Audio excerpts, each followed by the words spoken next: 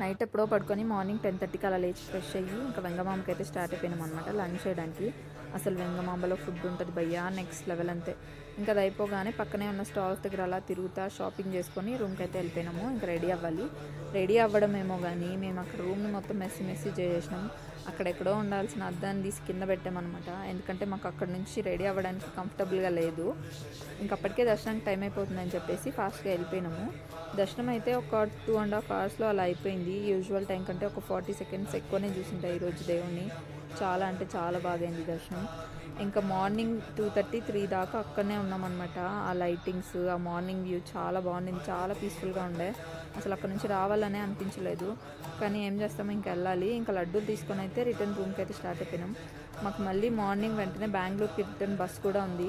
నాకు ఎప్పుడు తిరుమల వచ్చినా ఇదే ఫీలింగ్, అబ్బా అప్పుడే వెళ్ళిపోవాలా, మళ్ళీ ఇంకెప్పుడు పిలుస్తాడో ఆయన అని చెప్పేసి.